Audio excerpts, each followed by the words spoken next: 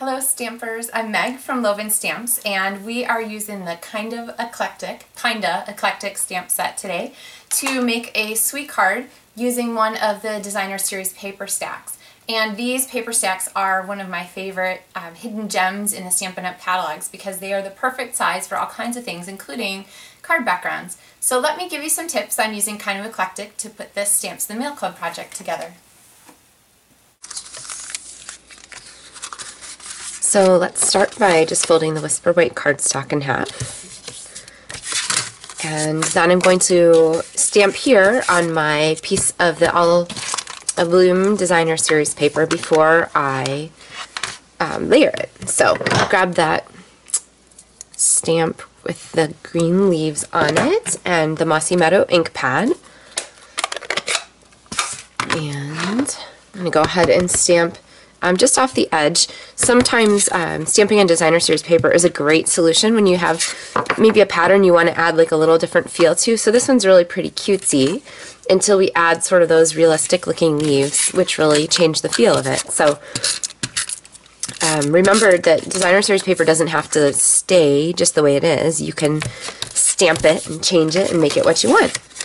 Alright, so we'll layer this here, and then let me show you another couple of tricks. One is going to be here on our background. So I want to use this strip of dots from the Kinda Eclectic stamp set. So I'm going to go ahead and mount that there.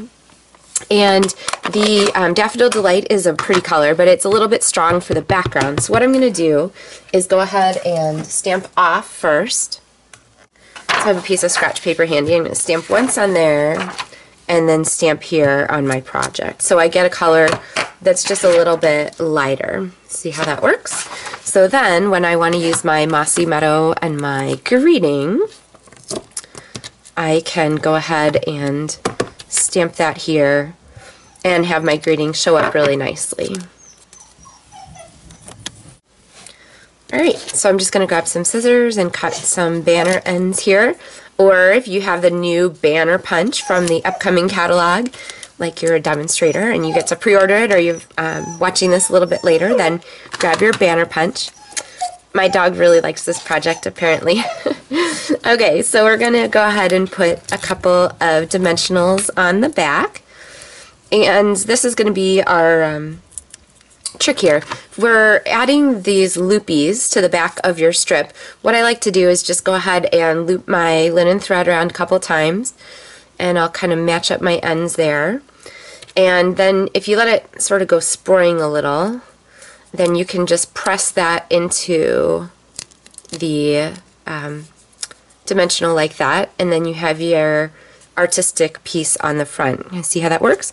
Sometimes you'll need to add another dimensional if you got a thicker twine on there to make sure it stays, but that gives us our fun embellishment. And so then all I have to do with this is pop another dimensional on the back and stick it down. Oh wait, there's one more thing. So we have this awesome butterfly, which is pre-punched, or if you have the Kinda Eclectic stamp set, you'll want to get the elegant butterfly punch to go with it. When I'm stamping on pre-punched shapes, like in the Stamps and Mail Club kit, what I like to do is go ahead and put my stamp ink side up and then grab my punch piece, layer it down over the top, and then it's hard to get it to cover evenly. So what I like to do is just grab another clear block and stamp it down evenly so that then you have your punch piece all stamped. So remember to use that upside down trick.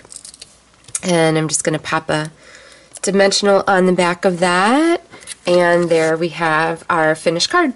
So really like a 2-minute card. Remember to use your Designer Series paper. Big chunks of it make really great card backgrounds. Thanks so much for stamping with me by mail, and let me know if you have any questions.